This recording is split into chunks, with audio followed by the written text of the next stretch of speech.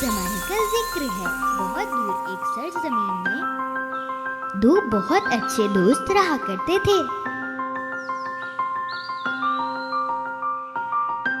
और उन दोनों के नाम के और गेर्डा थे।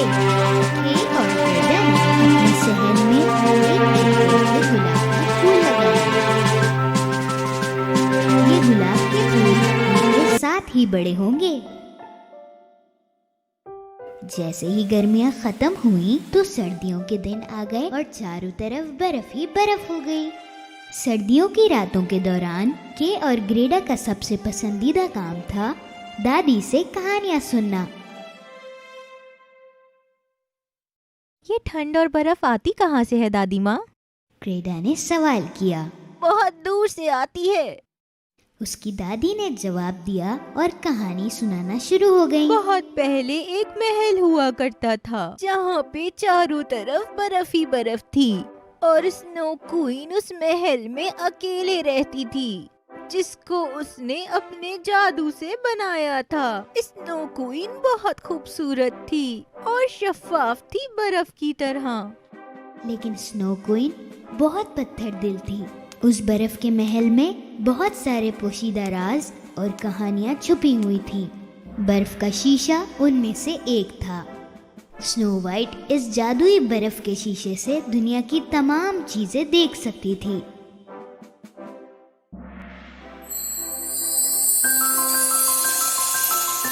और उसी वक्त ग्रेडा को ऐसा लगा कि स्नो क्वीन उसे खिड़की से देख रही है।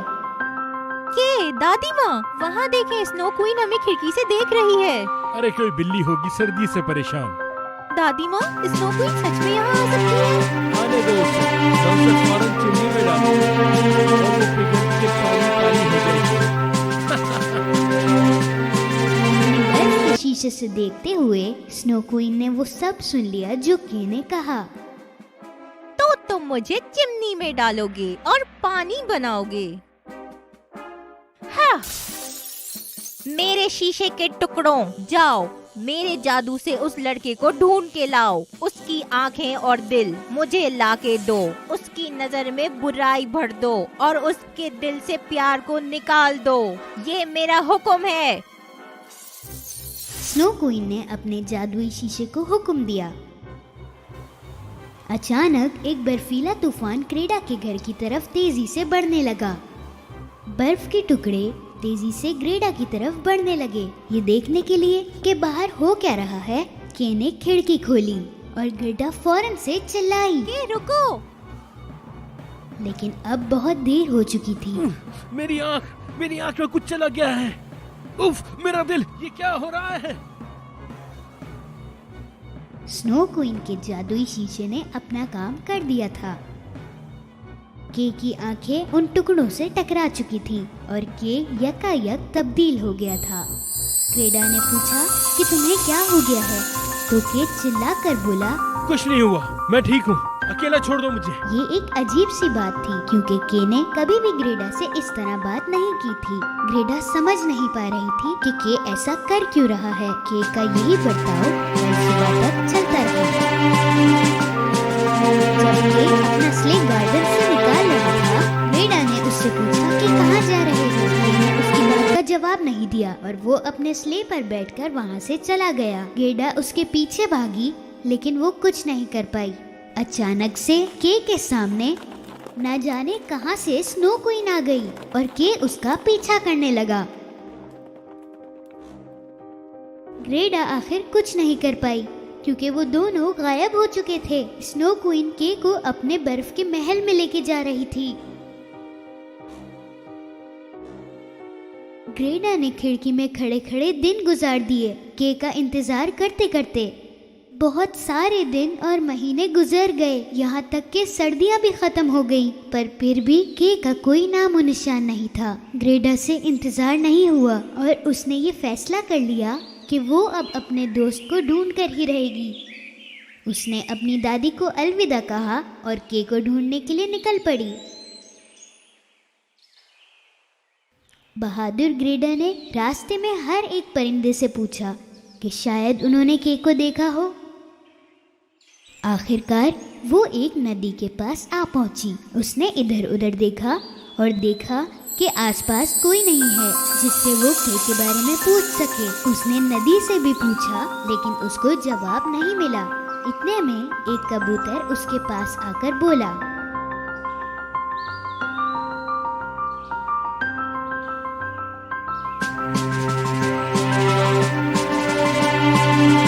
ग्रेडा ने अपनी पसंदीदा necklace निकाल के नदी को गिफ्ट दे दिया।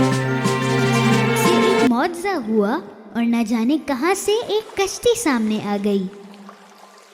ग्रेडा ने सोचा कि नदी को उसका गिफ्ट पसंद आया और नदी ने उसको बदले में गिफ्ट दिया है।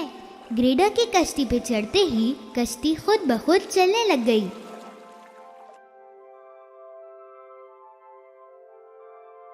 कश्ती जाके एक किनारे पे रुक गई और यहाँ एक खुफिया बाग था जहाँ पे रंग बिरंगी फूल थे। ग्रेडा ने इससे पहले इतना खूबसूरत बाग कभी नहीं देखा था, मगर अभी भी कुछ कमी थी। जितने भी फूल थे उनमें खुशबू नहीं थी। बाग के दूसरी तरफ से एक औरत ग्रेडा की तरफ आ रही थी। वो इस बाग की मालकिन थी। खुशामदीद छोटी प्यारी बच्ची। उसने ग्रेडा से बड़ी खुशी खुशी मुलाकात की और अचानक से उसे महसूस हुआ कि उसके बाग के फूलों में से खुशबू आ रही है। मैं माफी चाहती हूँ कि आपकी इजाजत के बगैर अंदर आ गई। ग्रेडा ने ऐसा कहा। कोई बात नहीं बेटा, मुझे अच्छा लगा कि तुम अंदर आ गई। काफी वक्त हो गया है कि यहाँ कोई आया नहीं। मुझे बताओ कि तुम यहाँ अकेले क्या कर रही हो? ग्रेडा ने उस औरत को बताया कि वो अपने दोस्त के को ढूंढ रही है, लेकिन उस औरत ने कहा था कि उन्होंने ग्रेडा के अलावा सालों से यहाँ किसी को नहीं देखा। क्या बात है? मुझे वापस सड़क की तरफ जाना चाहिए। मुझे अपने दोस्त के को ढूंढना है। लेकिन मालकिन ये नहीं चाहती कि ग्रेडा यहाँ से चली जाए, इसलिए उसने एक झूठ बोला। क्या तुमने के का नाम लिया? मुझे सोचने दो, मैंने शायद उसे कहीं देखा है। ग्रेडा ने उस औरत को सब कुछ बताया। जैसे ही फूलों की मालकिन ने स्नो क्वीन का नाम सुना, वो बहुत परेशान हो गई। Snow queen? उसको यहाँ से दूर ही रहने दो, बर्फीली चुड़ैल। उसकी वजह से मेरे फूलों में खुशबू नहीं रही। फिर अचानक से उस औरत का दिल करा के ग्रेडा के बाल बनाए। ग्रेडा को समझ नहीं आया कि उन्होंने जिद क्यों करी। ग्रेडा को ये मालूम नहीं था कि ये कंघी एक जादुई कंघी है। उस जादुई कंघी ने ग्रेडा की सारी याददाश्त गायब कर दी, पर उसकी खुशियां नहीं। बाग की मालकिन बुरी नहीं थी, उसने ये सब अच्छे के लिए किया था। जब ग्रेडा नींद से जाग उठी, उसको कुछ भी याद नहीं था, यहाँ तक कि ये भी नहीं कि वो यहाँ आई क्यों है और आई तो आई कैसे। लेकिन जैसे ही उसने औरत के सर के ऊपर फूल देखा, उसे सब कुछ याद आने लगा। जादू भी सच्चे प्यार के बीच में कुछ नहीं कर सकता। ग्रेडा को ये याद नहीं था कि वो कितनी देर नींद में थी, लेकिन उसकी याददाश्त हल्के हल्के करके वापस आ गई। वो फौरन से नदी के पास जा पहुंची। कश्ती वहीं खड़ी थी, पर ग्रेडा को कुछ नहीं पता था कि कहाँ जाना है और क्या करना है। और उसी वक्त एक कौवा उसके आसपास घूमने लगा, जैसे वो कुछ बताने की कोशिश कर रहा हो। ग्रेडा उसके पीछे पीछे चलने लगी और वो पहुंचे एक बर्फ के समंदर में। बर्फ के बिल्कुल बीच में वहाँ पे एक बहुत पुराना समुद्री जहाज खड़ा था। उस पे कौवा जाकर बैठ गया। ग्रेडा उसका पीछा करते करते समुद्री जहाज पर चढ़ गई। तो इसके जरिए मैं स्नो क्वीन तक जा सकती हूँ? अचानक कुछ डाकू वहाँ आ गए। उनमें से एक डाकू से ग्रेडा ने बात की। तुम वहाँ जाओगी जहाँ हम जाएंगे, और हम जाएंगे कहीं भी नहीं। उसी वक्त स्नो क्वीन ये कोशिश कर रही थी कि वो के की सारी याददाश्त गायब कर दे।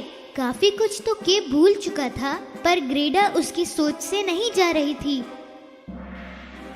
ग्रेडा, ओ ग्रेडा, बहुत जल्द तुम्हारा दिल भी ठंडा कर दूंगी, फिर तुम्हें भी कुछ याद नहीं रहेगा। जब ग्रेडा ने अपने दोस्त के बारे में उस लड़की को बताया तो डाकू लड़की ने ग्रेडा से कहा कि तुम अपने दोस्त को अब भूल जाओ, क्योंकि स्नो वाइट से बचना बिल्कुल नामुमकिन था। मैं नहीं भूल सकती, मुझे के को ढूंढना है। ग्रेडा ने ऐसा कहा। डाकू लड़की को ग्रेडा की बातें बिल्कुल समझ नहीं आई और वो चाहती थी कि ग्रेडा यहाँ रहकर उसके साथ दोस्ती कर ले, लेकिन ग्रेडा को अपने दोस्त को जल्द अज जल्द ढूंढना था। मैं उसको ढूंढने के लिए कुछ भी कर सकती हूँ। क्योंकि उसकी कोई दोस्त नहीं थी, डाकू लड़की को ग्रेडा की चीजें बहुत पसंद आई और ग्रेडा की मदद करना चाहिए। अगले दिन सुबह डाकू लड़की ने ग्रेडा को एक रेनडियर लाके दिया।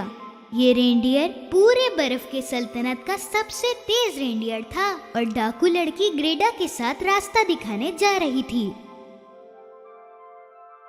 मुझसे वादा करो कि तुम उस चुड़ैल को नहीं छोड़ोगी और तुम हमारी शिप को भी बचाओगी। मैं वादा करती हूँ कि मैं ऐसा ही करूँगी।